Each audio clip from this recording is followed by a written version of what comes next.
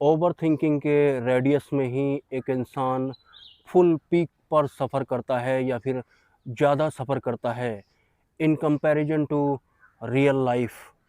मतलब जितना ज़्यादा थिंकिंग करी जाएगी उतना ज़्यादा सफ़र भी मिलेगा ही मिलेगा। आज दुनिया में सभी लोग जो परेशान हैं वो इसलिए हैं कि उनके विचार बंद होते ही नहीं हैं। ओवर थिंकिंग होने की वजह से सिंपली वो बहुत ज़्यादा सफ़र करते होंगे। पेन भी होने लगता है ओवर थिंकिंग में, और भी बहुत तरह की परेशानियाँ होती हैं। लेकिन मानने वाली बात है कि ओवर थिंकिंग में ही सफ़र करता है इंसान, और रियल लाइफ में 5% भी सफ़र नहीं करता है।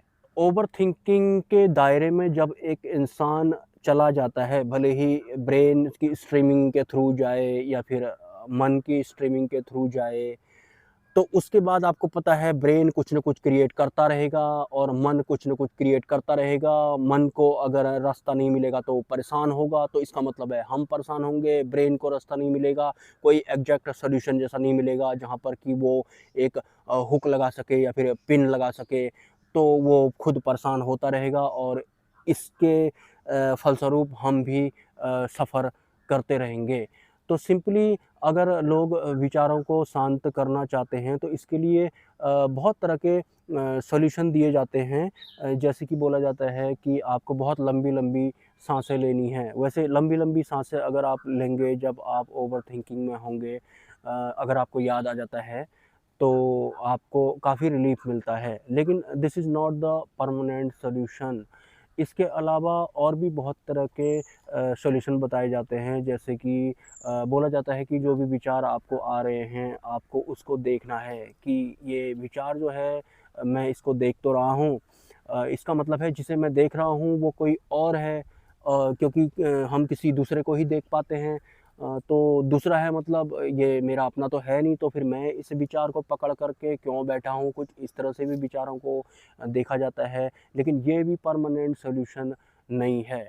और इसी ओवरथिंकिंग के लिए बहुत तरह के स्कूल खुले हुए हैं या फिर बहुत तरह के जो लोग बहुत तरह की आध्यात्मिक टेक्निक्स का कारोबार भी करते हैं, मतलब बेचते भी हैं ओवरथिंकिंग में जो लोग होते हैं उनको रिलीफ पहुंचाने के लिए। लेकिन कोई भी परमानेंट सॉल्यूशन नहीं देता है।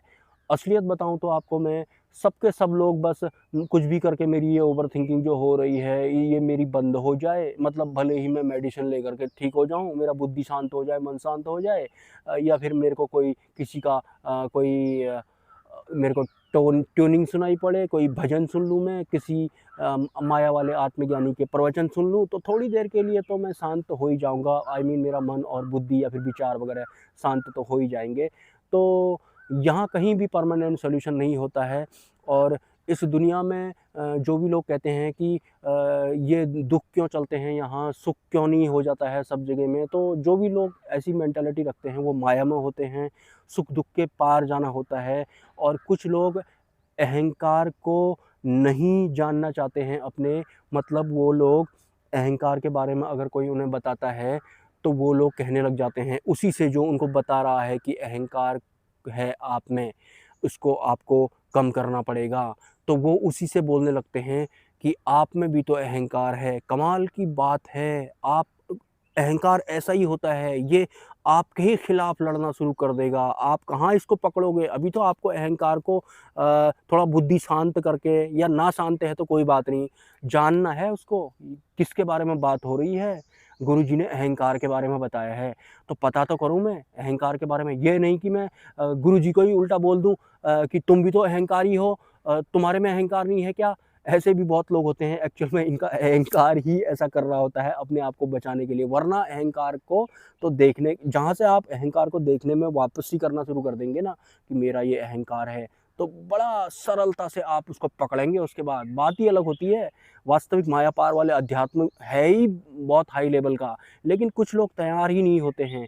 कुछ लोग मोह में फंसे होते हैं और कुछ लोग अपने अहंकार में भी होते हैं। लेकिन फिर भी जो भी लोग आ गए हैं हमारे गुरुजी के सानिध्य में, तो उनका कल्याण तो होगा ही होगा। लेकिन उससे पहले वो कुछ उनका ही अहंकार उनके ही खिलाफ खड़ा हो जाता है। अरे अहंकार कैसा है आपने देखा है क्या आज तक? जानते हैं क्या आप अहंकार को? दूसरे का अहंकार को मारो गोली।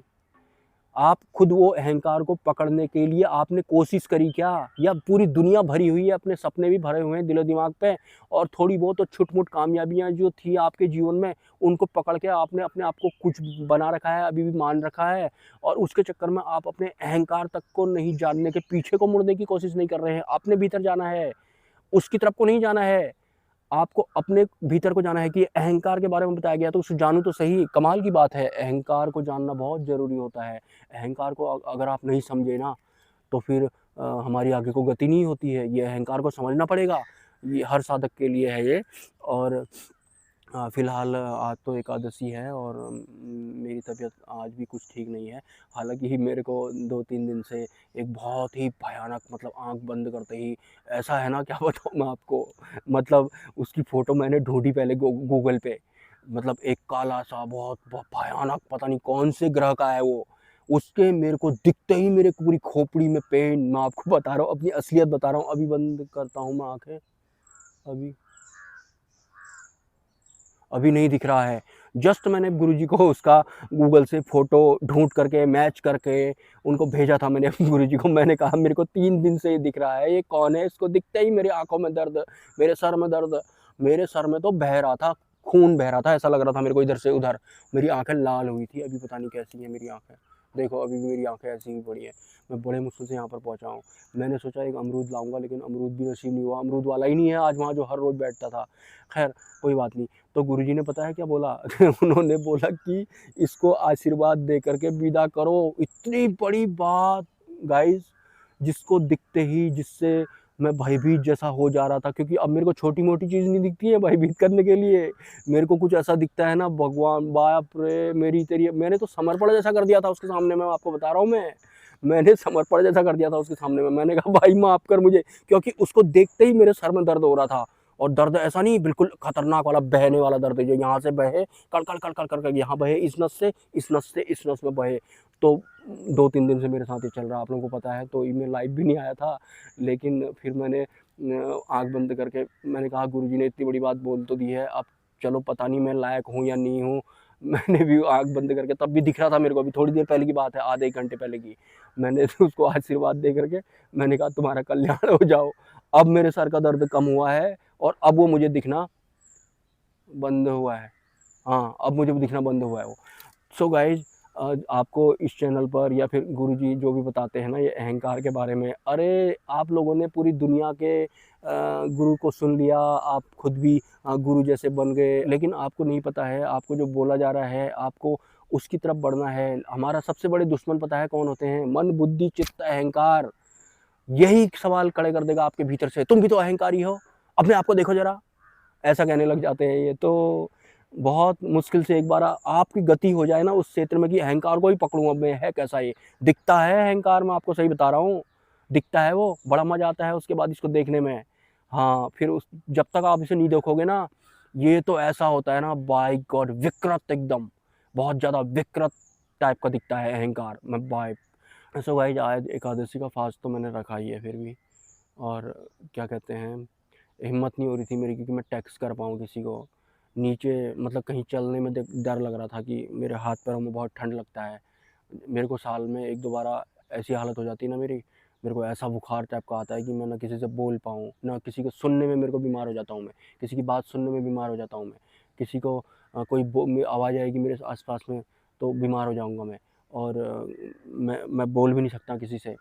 और कल कल एक भाई साहब भी ऐसी सुबह 4 बजे मैंने उनको फ़ोन किया, तो वो कोई हैं, लंदन के हैं कोई। तो अरे वो भाई साहब तो बिल्कुल अलग ही दुनिया में रहते हैं वो। उन्होंने 5-6 मिस कॉल करी थी, मैंने उनको कॉल किया सुबह 4 बजे, जब मेरी नज़र पड़ी, हिम्मत आई मुझे कॉल करके देखता हूँ, तो छूटते ही वो बरसने लग गए मेरे ऊपर वो भाई साहब भी। वो वहाँ योगा-वोगा का कारोबार करते हैं लंदन में। उनका कुछ और ही मैटर है। भगवान करे वो उस मैटर से बाहर निकल जाएँ। और हाँ, ये ओवरथिंकिंग विचारों से पार जाने का एकमात्र सॉल्यूशन है माया पार की भक्ति, मन बुद्धि के पार जाना, मतलब परब्रह्म की भक्ति करना। इसके अलावा कोई भी परमानेंट सॉल्यूशन नहीं है। बाकी सब जगह माया वाला सॉल्यूशन आपको मिलेगा, जो कि थोड़े दिन तक आपकी इंद्रियों को सुकून मिलेगा, बाद में फिर से तड़पेंगी आपकी माया वाली इंद्रियाँ। जय Swaminarayan, have a nice day.